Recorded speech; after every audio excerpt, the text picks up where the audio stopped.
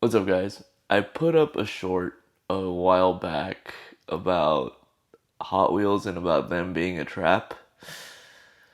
It's a Well, trap! I got trapped. I started a small collection since then, and it's grown. And I do. They're so cheap, and it allows me to have something that I wouldn't normally have. Because one, I love cars. Two, cars are expensive. At least I can have something related to my love of cars. I've started just going to raiding Target anytime we're there. I mean, we're family of three. We're gonna be going to Target a lot, so I always wind up going to the toy aisle because the kid wants to go to the toy aisle, and of course I'm gonna want to go to the toy aisle, so I always go over to the toy section, to the Hot Wheels section, and it's harder to find the cars that I actually want because I have. I'm not gonna buy them all. I mean, some of them are just plain ugly. A lot of the mainline cars, which are the ones that are like $1, $1.50, or something like that. I don't know if they call them fantasy cars or something like that, but it's not something I'm into. But I love JDM cars. So those are the cars that I've been buying. Nissans, Toyotas, Hondas, all of those. And especially the more classic ones like this one right here. This is a 71 Toyota Celica. What makes them I guess what makes them so appealing is that they're so inexpensive. You can get like a mainline one for like $1.25. I mean, I don't know if I would know if I would pay the premium for the premium ones, which go all the way up to like $8 for a little 164 scale car.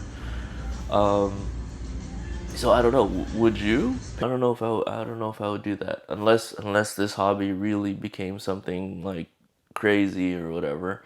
Went through all of my stuff and I actually found that I have some pretty cool ones. I was able to dig up this one. It's a DeLorean from Back to the Future. Like probably my top five, maybe even my favorite movie of all time. Yeah, I actually have the DeLorean. I mean, I missed out on the Hot Wheels diorama.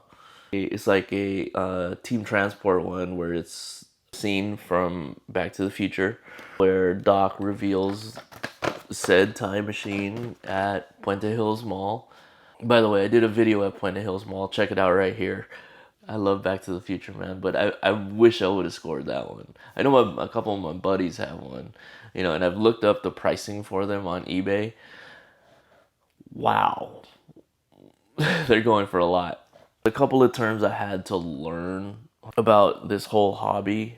Some of them, I guess, are treasure hunts or super treasure hunts. So if you ever see somebody looking at like the bottom of a Hot Wheels like this, they're looking for like a little logo that says they're a super treasure hunt. I haven't come across any. I think it's gonna be harder to find those because they're so sought out. I also watch Hot Wheels unboxings. I told you I got into this hobby. It's weird, but it's cool. Like some of them will mention things like RLC, which is honestly I thought it was real life cars, but it's not. It's like RLC basically is like the Red Line Club that Hot Wheels has, where their members have you know exclusive access to certain releases. I don't know if I would do that. This is for fun. Some of those Red Line Club cars are pretty cool. They're a little more special than your standard issue mainline cars, but it's less fun because you just get them in the mail. It's the thrill of the hunt. Some characteristics of I guess, a super treasure hunt car is not only that little logo. They're on real riders, which I just found out what real riders were. They're real rubber wheels. Got this Team Transport one recently, which is a 73 Honda Civic, another really cool car. I think I have another one of these because a while back I bought a like a JDM Legends like 5 pack or something like that. It's pretty cool. I gotta find it, but and it won't be part of this video because I gotta find it. So yeah, but real riders are actually actual rubber tires on these cars. Here's a little history on the Hot Wheels brand. Hot Wheels was launched by Mattel in 1968, created by toy engineer Elliot Handler and a team of engineers, including a former General Motors designer. The first line featured 16 original Sweet 16 cars, known by their bold paint, flashy designs, and wheels that rolled faster than any other diecast cars of the time. Hot Wheels quickly became a hit because of their low-friction red line wheels, allowing them to race smoothly on orange plastic track sets. Mattel collaborated with real automakers, releasing miniature versions of cars from brands like Chevrolet, Ford, and Ferrari, which helped boost credibility. In the 1980s, Hot Wheels introduced fantasy designs alongside real-world models, appealing to both kids and collectors. Limited editions, also known as treasure hunts, and premium diecast series sparked a serious collector market. Hot Wheels cars became popular not only as toys, but as hobby-grade collectibles, with some rare models fetching thousands of dollars. Today, Hot Wheels remains one of the world's best-selling toy brands, with billions of cars produced. The brand has expanded into video games, movies, adult collector lines, life-size car builds, and even competitive racing events. Designers continue to release new fantasy and licensed car models every year, keeping the brand fresh after more than 5 decades. A good buddy of mine actually sent me a box. Th- Thanks, Phil. He was just like, yo, man, I'm going to send you a box. I was like, yeah, sure, I'm down. Here's my address. He's one of my really, really good buddies. We went to an auto show last year. That was a good time when I started the kind of like around the time I started getting into the hobby.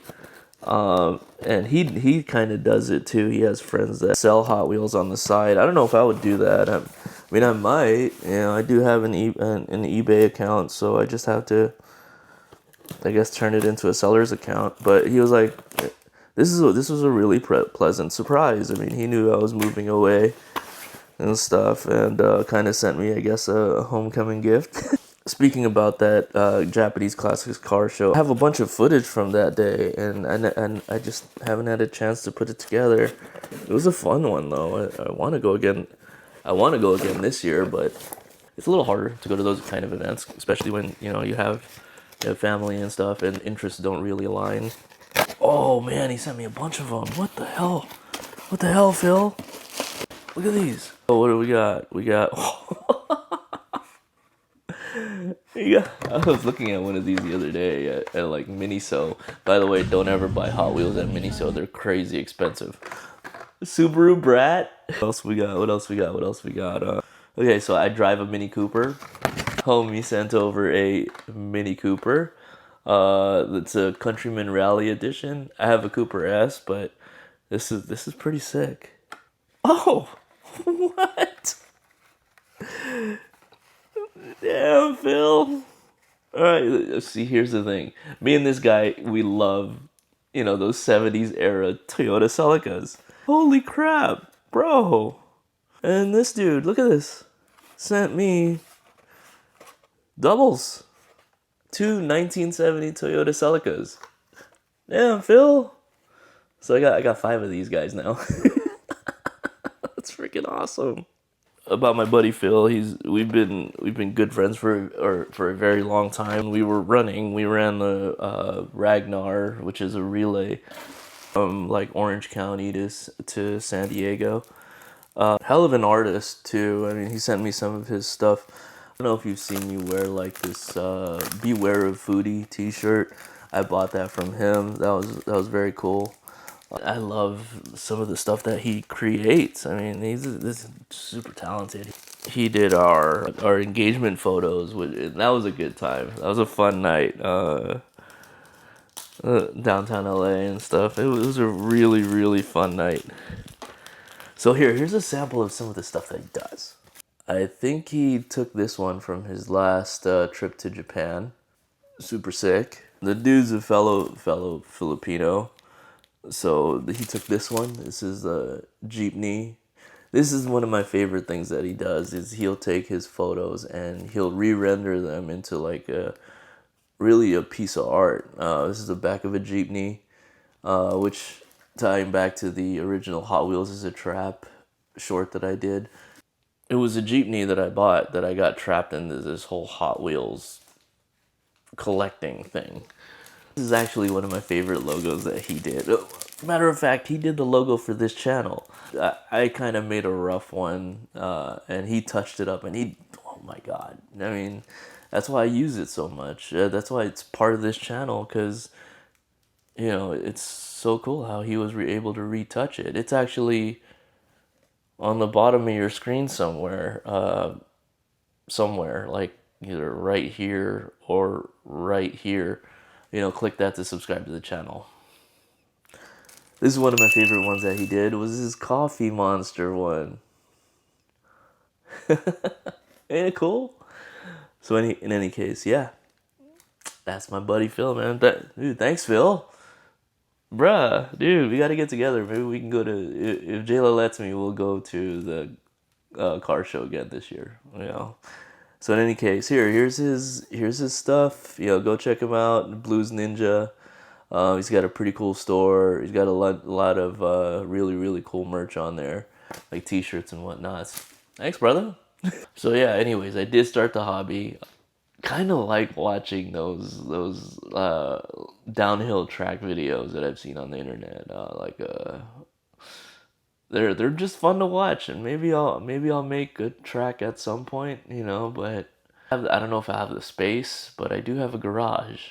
Yeah, it's fun, and it's like harmless. It's cheap, So I mean, we'll see where this goes. Don't get trapped. See you guys on the next one.